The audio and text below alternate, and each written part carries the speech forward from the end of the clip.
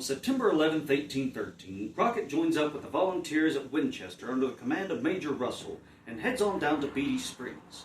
Now, while at Beatty Springs, Crockett received his first scouting assignment, which led to him receiving intelligence from a friendly Indian messenger who told Crockett that he had seen a large war party crossing the Coosa River near 10 Islands.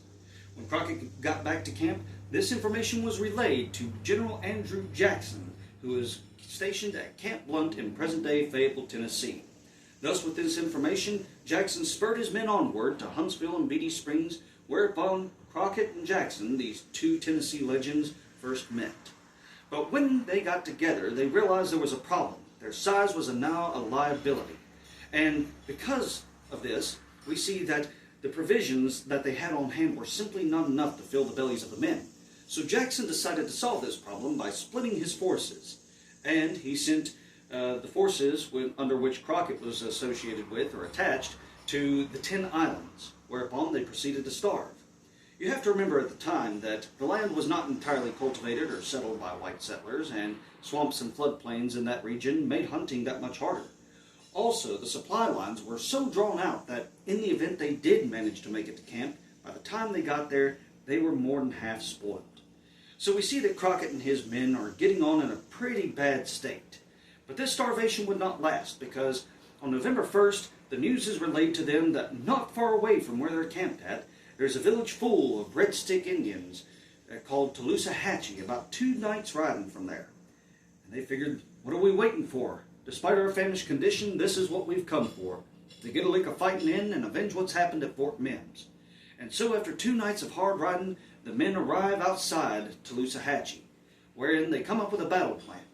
And in the pre-dawn hours of November 3rd, 1813, they decide to go ahead and put that plan into action and put their lines around the village, with Captain Hammond sending out an advance group to lure the Creeks out of the safety of the village.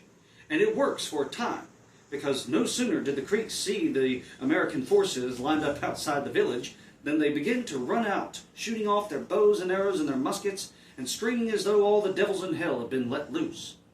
But Captain Hammond's men returned fire as best they could, and soon the Creeks saw that there was nothing for it but to retreat to the safety of their village.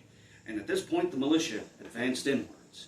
And it was at that point that Crockett noticed something that he would later recount in his 1834 narrative, upon which he states that he noticed just off to his right, he counted upwards of 46 warriors running into the safety of this one cabin. And in front of that cabin there was a little old Indian woman sitting there with a bow and arrow across her lap. And when they got closer, she notched up an arrow to the bow, threw back, and let fly. And it killed one of their lieutenants named Moore. And this sight so enraged the other men nearby that they fired upon the old woman. And before she hit the ground, she had about 20 balls plumb through her. And then they began to set the cabins on fire. Now the next morning, they'd been told that there was a fine chance of potatoes to be found in the remnants of what they'd burned up the day before. And seeing as how they were all hungry as starved wolves, Crockett and his band commenced a digging through the ashes to find those potatoes, and when they did, they ate till they nearly burst. But Crockett wished he had rather not, for although they looked like they'd been cooked with fat meat, they'd been cooked by the grease that had run off the Indians that they'd burned up the day before. Although their bellies were full for now, this ghastly repast would not last long, and we'll talk more about this and other small adventures that Crockett faced in the Creek Indian War after the Battle of Taloosahatchee in the next few segments, following along with Crockett's chapter of his life that we saw fit to title Love and War.